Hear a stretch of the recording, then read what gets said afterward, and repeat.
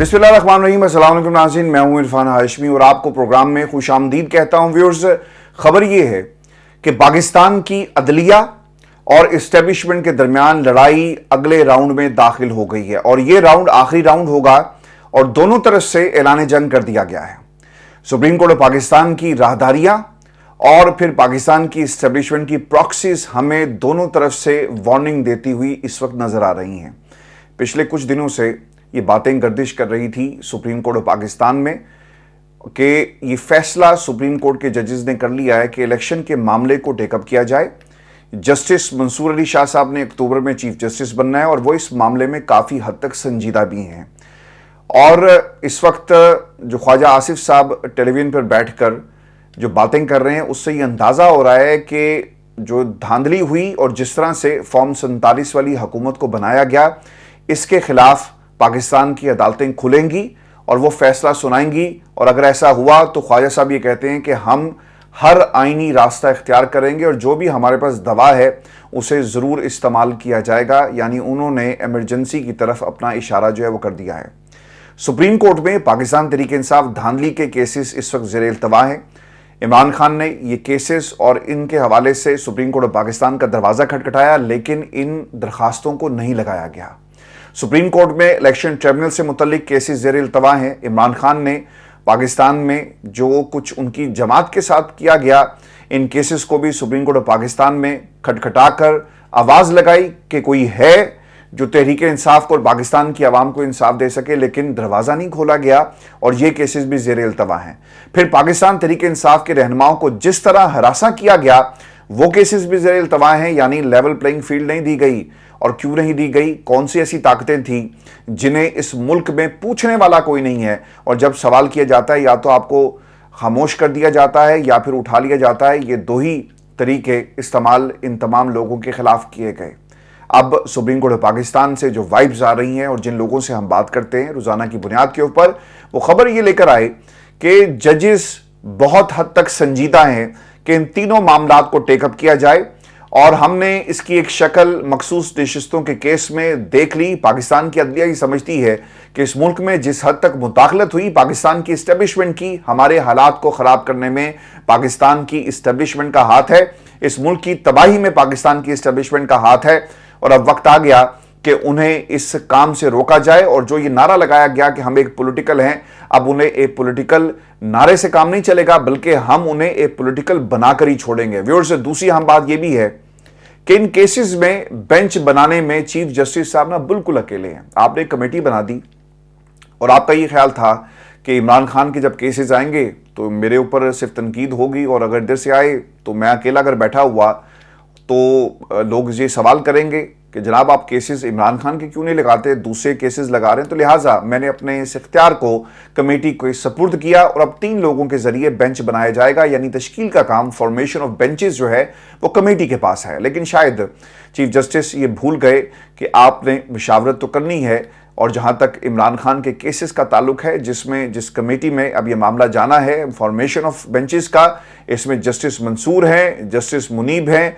और काजी साहब हैं। और काजी साहब की अकेले की नहीं चलेगी। यानी ये नहीं हो सकता कि मर्जी के, जिसमें तारिक मसूद जैसे लोगों को या फिर इसके अलावा मुशीर आलम है या वो लोग जिन्हें इस वक्त सुप्रीम कोर्ट ऑफ पाकिस्तान में लाने की कोशिश की जा रही है, इन जैसे या इनके कबीले से ताल्लुक रखने वाले लोगों के जरिए या इन जैसे लोगों की पर मुश्तमिल एक बेंच बना दिया जाए।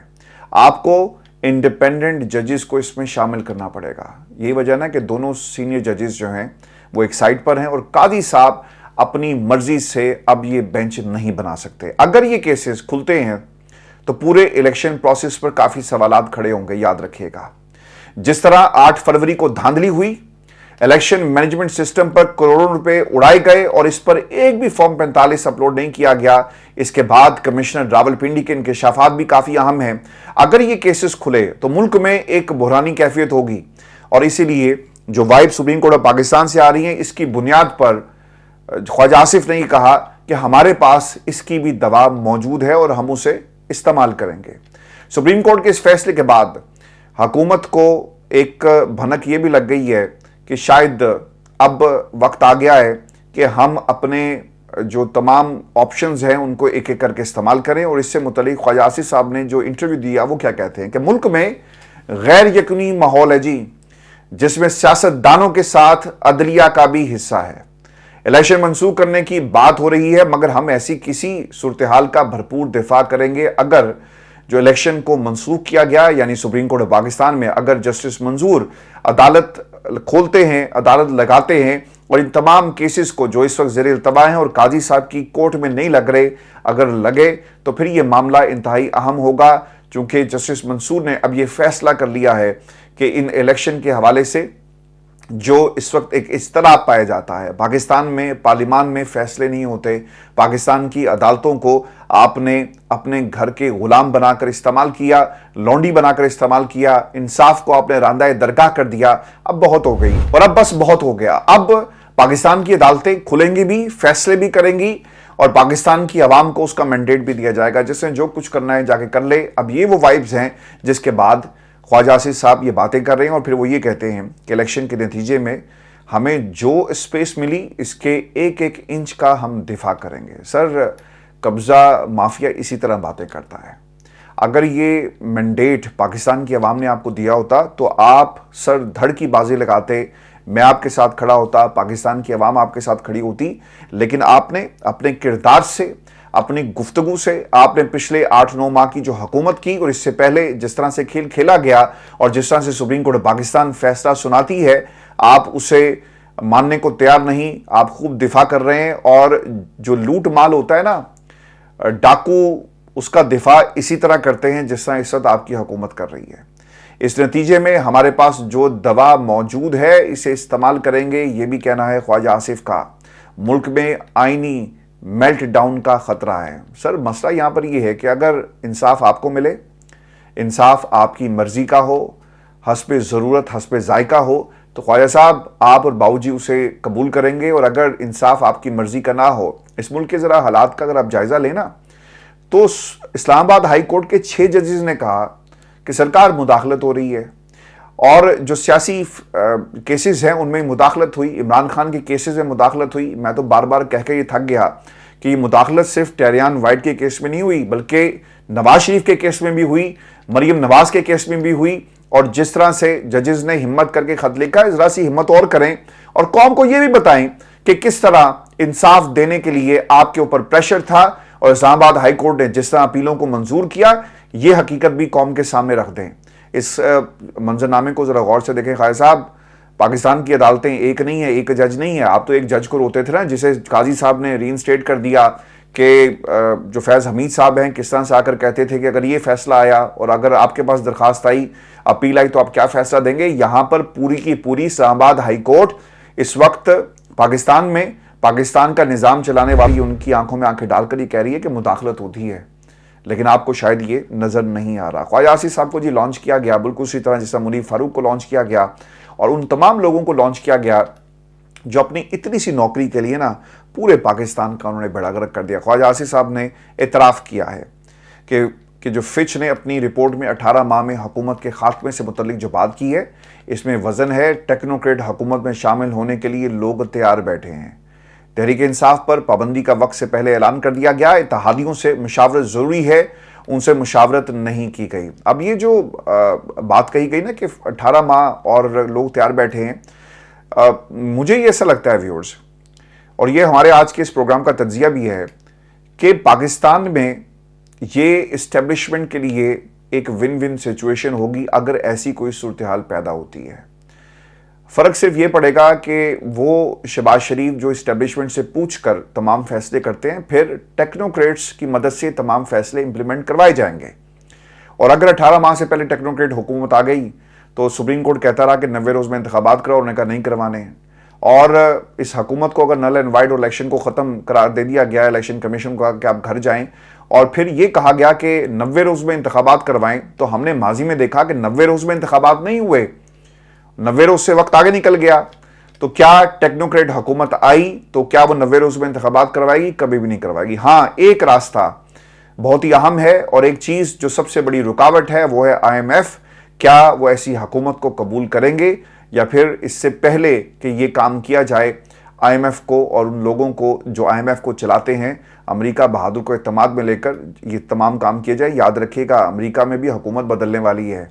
اگر آپ نے ایسا کوئی کام کیا اور حکومت نے اس قسم کی کسی بھی یعنی الیکشن کو اگر نل انوائٹ کرا دیا جاتا ہے اور الیکشن نہیں ہوتے اور ٹیکنوکریٹس آ گئے تو پھر یہ رستو کہاں سے آئیں گے؟ ایسے کون سے ٹیکنوکریٹس ہیں، ایسے کون سے بابو ہیں جو پاکستان کو اس معاشی جو اس وقت ہجان کی کیفیت ہے اس سے نکال سکیں گے؟ جس طرح سے پاکستان کی معیشت کا بیڑا غرق ہو گیا، یہ بابو لوگ کیا کرتے ہیں؟ انہوں نے بریف کیس اٹھائے ہوتے ہیں، یہ داخل ہوتے ہیں، ملک کا بیڑا غرق کرتے ہیں، یس سر نو سر کرتے ہیں، اور پھر پاکستان کا بیڑا غرق کر کے کسی جہاز میں بیٹھ کر چلے جاتے ہیں. آج تک معین قریشی سے کسی نے نہیں پوچھا، شوکت عزیز سے کسی نے نہیں پوچھا.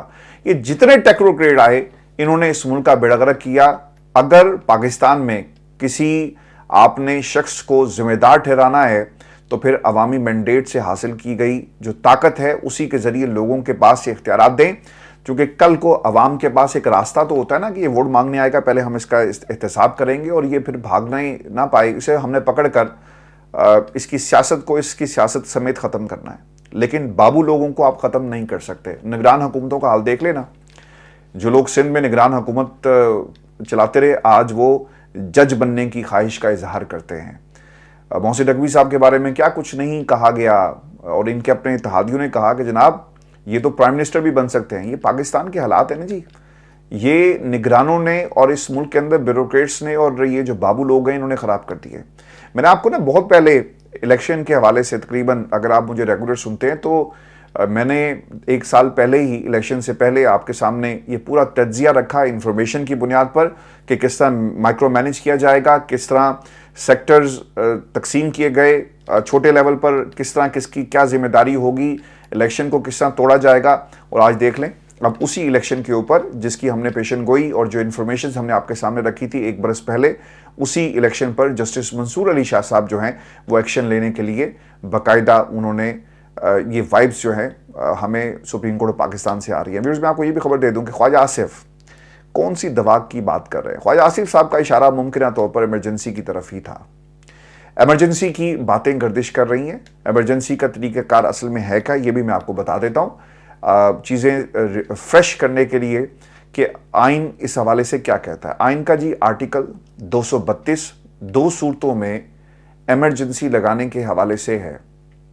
پہلی صورت جنگ یا پھر بیرونی جارحیت، اور دوسری صورت ایسی داخلی خلفشار جس پر قابو پانا صوبے کی اہلیت سے باہر ہو. اگر صوبے میں داخلی خلفشار کی باعث ایمرجنسی نافذ کی جائے گی تو اس کے لیے صوبے کی اسمبلی ایک قرارداد منظور کرے گی. صدر مملکت بھی ایمرجنسی کا نفاذ کر سکتے ہیں، لیکن اس صورت میں ایمرجنسی کے معاملے کو پارلیمان کے دونوں ایوانوں کے سامنے پیش کیا جائے گا جنہوں نے 10 روز کے اندر اس کی منظوری دینی ہوگی. پارلیمنٹ میں حکومتی اتحاد اس وقت اکثریت میں ہے اور اس صورتحال میں ایمرجنسی کے دوران صوبائی اسمبلی کام کرتی رہے گی اور پارلیمان کی جانب سے صوبے کے حوالے سے منظور کیے گئے قوانین کو دیگر صوبائی قوانین پر سبقت حاصل ہوگی اور ایمرجنسی کے دوران عدالتوں کے اختیار معمول کے مطابق رہیں گے. اس ایمرجنسی کی میعاد 2 ماہ ہوگی. مشترکہ اجلاس کے بعد اس میں توسیع بھی کی جا سکتی ہے. اب یہ مالی ایمرجنسی کیا جی؟ آئین کا آرٹیکل ہے جی 235 اور مالی ایمرجنسی کے چانسز جو ہے مجھے زیادہ لگ رہے ہیں. آئین کا آرٹیکل 235 مالی ایمرجنسی سے متعلق ہے جس میں صدر اس وقت ایمرجنسی کا اعلان کرتا ہے جب وہ گورنر یا گورنرز کے ساتھ مشاورت کے بعد اس نتیجے پر پہنچے کب ایسے حالات ملک کے اندر پیدا ہو چکے جس سے پاکستان یا اس کے کسی حصے کی مالی استحکام، اقتصادی زندگی اور ساکھ کو نقصان پہنچنے کا خطرہ ہے. اس قسم کی ایمرجنسی کے نفاذ العمل ہونے کے بعد وفاق کا انتظامی اختیار کسی بھی صوبے کو مالی معاملات کے حوالے سے ہدایت دینے پر بھی ہوگا.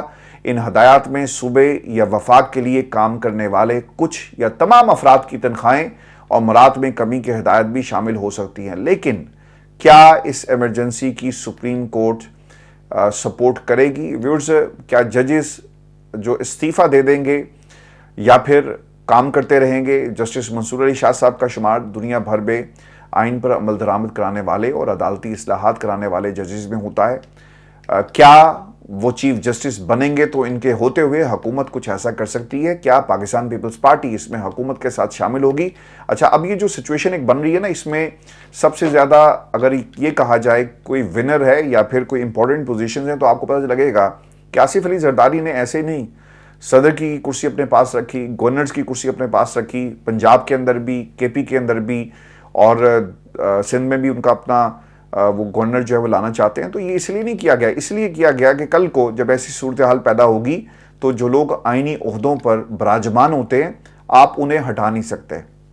تو ایمرجنسی کی شکل میں جو سب سے زیادہ بڑا اگر کوئی بینیفیشری ہمیں نظر آ رہا ہے تو وہ ہے آصف علی زرداری اور ان کی جماعت. ویورز، الیکشن کمیشن نے یہ بھی فیصلہ کر لیا ہے کہ سپریم کورٹ کے فیصلے پر عمل درآمد نہیں ہونا، اور الیکشن کمیشن کے لا ونگ نے بھی کل کے اجلاس میں یہی مشورہ دیا، اور اس کی توجیہ یہ پیش کی جا رہی ہے کہ پہلے بھی سپریم کورٹ کے 2 صوبوں میں الیکشن کرانے کے فیصلے پر عمل نہیں ہوا، پھر اس کی نظرثانی درخواست بھی دائر ہوئی لیکن توہین عدالت نہیں لگائی گئی. تو اب بھی اس طرح ڈیلنگ ٹیکٹک سے کام لیا جائے. اس صورت میں سپریم کورٹ ہو سکتا ہے جی کہ چیف الیکشن کمشنر کے خلاف کارروائی کرے، اور چیف الیکشن کمشنر کو عہدے سے بھی ہٹایا جا سکتا ہے. میں آپ کو نا عمر عطا بندیال صاحب کی جو عدالت تھی اور جب یہ 90 روز کی بات ہوئی، میں نے یہ بات اس وقت بھی کہی تھی کہ اگر Umar Ata Bandial chief election commissioner کے خلاف اور ان تمام لوگوں کے خلاف کارروائی کرتے تو آج شاید یہ حالات نہ ہوتے اور چیف الیکشن کمشنر میں اتنی ہمت نہ ہوتی، اور جو لا ونگ انہیں مشورے دے رہا ہے وہ بھی کبھی نہ کرتا جو آج یہ کہا جا رہا ہے کہ سر کوئی مسئلہ نہیں ہے، پہلے بھی تو ہم نے کیا، انہوں نے کیا بگاڑ لیا ہمارا. اور جو لوگ ہمارے ساتھ کھڑے ہیں، جن کے ساتھ ہم سٹینڈ کرتے ہیں، شاید وہ ہمیں سپورٹ کریں گے. معاملات الیکشن کمیشن کے ہاتھ سے نکل گئے. کل ہونے والی چیف الیکشن کمشنر اور chief justice Lahore high court Aliya Neelam سے اہم خبر یہ سامنے آئی جی کہ عالیہ نیلم کسی صورت الیکشن کمیشن کے ساتھ کمپرومائز کرنے کو تیار نہیں ہے، اور نہ ہی وہ چیف الیکشن کمشنر کو مرضی کے جج لانے میں مدد کریں گی. تو نون لیگ کو ایک اور یعنی شکست کا اس وقت سامنا کرنا پڑ رہا ہے. اور ویورز، آپ کو یہ بھی خبر دے دیں کہ پاکستان تحریک انصاف کی پارلیمانی پارٹی کا اجلاس ہوا ہے جی، اور آرٹیکل 6 لگانے کی مخالفت اس کے اندر کی گئی.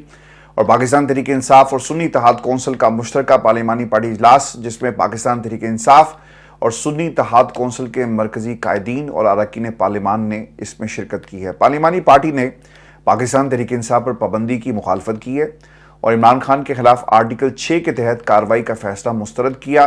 عمران خان کے خلاف آرٹیکل 6 کی کارروائی کے فیصلے کی مذمت بھی کی گئی اور چیف الیکشن کمیشن پر آرٹیکل 6 لگانے کا بھی مطالبہ کیا گیا ہے. اعلامیے کے مطابق کمشنر راولپنڈی لیاقت چٹھا کے اعترافی بیان سمیت ریکارڈ پر موجود متعدد شواہد چیف الیکشن کمشنر کی عام انتخابات میں ہونے والے بدترین دھاندلی میں مجرمانہ کردار کی توثیق کرنے کے لیے یہ کافی ہے. لیکن سوال یہ ہے کہ انہوں نے نا دیر بہت کر دی ہے. یہ جو چٹھا صاحب تھے جب یہ لاپتہ ہوئے تو پاکستان تحریک انصاف کو الیکشن کمیشن کے باہر دھرنا دینا چاہیے تھا. کیا ہوتا ہے، آپ نے 9 مئی سے زیادہ جو آپ پر فسطائیت اور ظلم کے پہاڑ توڑے گئے، اس سے زیادہ کیا کرنا تھا ریاست نے؟ آپ وہاں پر بیٹھ کر اعلان کرتے، دھرنا دیتے، لوگوں کو ان کے کیفر کردار تک پہنچاتے، اور اس وقت تک یہ دھرنا جاری رہتا ہے جب تک چیف الیکشن کمشنر گھر نہیں چلا جاتا. میں وہ پنجاب کے جو اپوزیشن لیڈر ان کی گفتگو سن رہا تھا، وہ یہ کہہ رہے ہیں کہ جناب احتجاج ہوگا اور ہم دیکھیں ان کے خلاف ریفرنس لائیں گے. سر بہت دیر ہو گئی ہے، اور وہ جو چھوٹا سا جن کا بچہ تھا اب وہ دیو بن چکا ہے اور وہ سب کو نا نگل رہا ہے، اور پاکستان تحریک انصاف اس کی ہٹ لسٹ پہ ہے، اور وہ کہتا ہے کہ جاؤ جو کچھ کرنا ہے. اس نے ججز کو بھی کھانے کی تیاری کر لی ہے اور وہ ڈرا دھمکا بھی رہا ہے، سب کچھ کر رہا ہے، لیکن آپ کی جو گاڑی تھی وہ نکل چکی ہے. اور ابھی بھی میں یہ سمجھتا ہوں کہ اگر تحریک انصاف یہ فیصلہ کر لینا کہ ہم نے اس کے خلاف ریفرنس لائیں تو لے کر آئیں اور پھر اسے اس کے انجام تک پہنچائیں. صرف اعلامیے جاری کر کے گھر میں بیٹھ کر تقریریں کرنے سے کام نہیں چلے گا، آپ کو میدان عمل میں آنا پڑے گا. اعلامیے کے مطابق جی شاہ محمود قریشی صاحب کی بار بار لاہور لے جانے کی مذمت کی گئی ہے، چونکہ شاہ محمود قریشی کی طبیعت ٹھیک نہیں ہے اور انہیں صرف اذیت دینے کے لیے یہ سب کچھ جو ہے وہ کیا جا رہا ہے. اعلامیے میں یہ بھی کہا گیا کہ حکومت کی جانب سے تحریک انصاف پر پابندی کا اعلان غیر منتخب حکومت کی بخلاہٹ کا ثبوت اور اعترافی شکست ہے. سپریم کورٹ کے فیصلے سے انحراف عدم استحکام کی جانب ایک قدم ہے. اعلامیے کے مطابق پارلیمانی پارٹی نے سپریم کورٹ آف پاکستان میں ایڈ ہاک ججز کی تقرریوں کے فیصلے پر بھی اظہار تشویش کیا. ایڈ ہاک ججز کی تقرری کے ذریعے سپریم کورٹ کی حقیقی ساخت تباہ کرنے، ایک مصنوعی طریقے سے فرد واحد کی عددی برتری کا اہتمام کیا جا رہا ہے. سر یہ بھی دیر ہو رہی ہے. اگر آپ احتجاج نہیں کریں گے، اعلامیوں سے کام نہیں چلے گا، آپ کو میدان عمل میں آنا پڑے گا. फिर इलामी व्यूअर्स ये भी कहा गया कि हुकूमत की जानिब से अपने टाउट्स के जरिए सुप्रीम कोर्ट के फैसले पर अमल दरामद ना करवाने के बिलवास्ता पैगामात की भी शदीद मजम्मत करते हैं। अरकान असम्बली साहबजादा अमीर सुल्तान के बाद मौजब जोतोई की गैर आइनी गिरफ्तारी की भी मजम्मत करते हैं और इजलास में यह वाज़ेह किया गया कि पाकिस्तान तहरीक इंसाफ इस बदतरीन फस्तायत और मावराए आइन और कानून इकदाम के खिलाफ अदालती चाराजोई समेत हर सतह पर भरपूर मज़ाहमत करेगी। व्यूअर्स, खबर ये है कि मखसूस नशिस्तों के मामले में इन्होंने अब जुडिशल कौंसिल का जो दरवाज़ा है खटखटाने का फैसला कर लिया और 4 जजेस की जो तकर्री है, जिसमें से 2 जज भाग गए। उन्होंने अपनी अपनी रीजनिंग पेश की। एक ही आंखों का अस्पताल का मामला है और दूसरा अपनी ज़ाती मसरूफियत की वजह से ज्वाइन नहीं कर सकता। लेकिन आप दरवाज़ा खटखटाएं, ज़रूर खटखटाएं, लेकिन इलामियों से बात आपको आगे लेकर जाना पड़ेगी। मैं बार बार ये कहता हूँ कि मुमकिन नताइज उस वक्त तक आपको हासिल नहीं होंगे जब तक आप मैदान अमल में नहीं आते। व्यूअर्स, आपको ये भी खबर दे दें कि नवाज शरीफ साहब ना बुखलाहट का शिकार हैं और सियासी इत्तेहादियों से राब्ते उन्होंने तेज़ करने की कोशिश की है। जी, नवाज शरीफ पिछले काफ़ी अरसे से राब्ते तेज़ कर रहे थे। पहले वो मरी में थे, वहाँ पार्टी रहनुमाओं को बुलाया गया लेकिन इजलास मुलतवी हो जाता है और वजह ये थी कि नून लीग में काफ़ी लोग पाकिस्तान तहरीक इंसाफ पर पाबंदी के हक़ में नहीं हैं और बहुत सारे लोगों ने तो नून लीग में ये भी कहा, ऑफ द रिकॉर्ड 2-3 से तो मेरी भी बात हुई है, और वो ये कहते हैं कि हमने पार्टी के प्लेटफॉर्म पर ये बात करके फंसना है, क्यों आप हमारी नौकरियों के पीछे पड़े हुए हैं। और फिर व्यूअर्स, हमने इसका एक असर ये देखा कि टेलीविजन प्रोग्राम्स के अंदर भी आपको जब ये पाबंदी वाली बात आई, नून लीग के लोग नहीं आए। आबिद शेर अली या खुरम दस्तगीर या फिर 1-2 लोग हैं जिन्होंने पाबंदी के खिलाफ बयान दिए, जवेद लतीफ़ साहब भी। लेकिन इसके अलावा पार्टी में जितने भी लोग हैं उन्होंने कहा कि पाबंदी लगनी चाहिए, ज़रूर लगेगी, और अगर हमने फैसला कर लिया तो हम ज़रूर पाबंदी लगाएंगे। अब उन्हें लगता ही है जी कि पाकिस्तान की एस्टैब्लिशमेंट के कहने पर इसका काफ़ी सियासी नुकसान जो है हो चुका है, ये बाऊजी का ख्याल है। चूँकि सुप्रीम कोर्ट ने इस पाबंदी की मुखालफत भी कर दी, हर सूरत करनी है, और अगर आप ये रेफरेंस लेकर चले गए तो सुप्रीम कोर्ट पहले आपसे ये सवाल करेगा कि सरकार, आपने हमारे फैसले पर अमल दरामद नहीं किया और आप दूसरी तरफ पाबंदी की बात जो है वो कर रहे हैं। अच्छा, इन्होंने कोशिश इनकी ये थी कि तहरीक इंसाफ को क्योंकि कुचलना है फर्द वाहिद की ख्वाहिश के मुताबिक, तो पाबंदी लगा दें। मखसूस नशिस्तों का फैसला हमारे हक़ में नहीं आया, कोई बात नहीं, पाबंदी लगा दें। अब पाबंदी से भी बात नहीं बनी और पाकिस्तान की सियासी जमातें आपके रास्ते में खड़ी हैं, तो फिर दूसरा इसका रास्ता ये निकाला गया कि 4 जजेस और लेकर आओ, अपनी जो स्ट्रेंथ है उसे बढ़ा दें। आप ये भी करके देख लें, 8-5 का फैसला आया, 8-5 का मतलब है 13 जजेस और 3 जजेस जो थे वो उसमें नहीं बैठे। आपने 3 लोगों को मज़ीद आप लेकर गए, और जिसमें शहजाद मलिक साहब हैं, इसके अलावा एक हाई कोर्ट के और जज हैं लाहौर से, और फिर अब्बासी साहब सिंध हाई कोर्ट के चीफ जस्टिस। ये तमाम जजेस, याद रखिएगा, पाकिस्तान की अदलिया के साथ खड़े होंगे, ये पाकिस्तान की इस्टेब्लिशमेंट के साथ खड़े नहीं होंगे।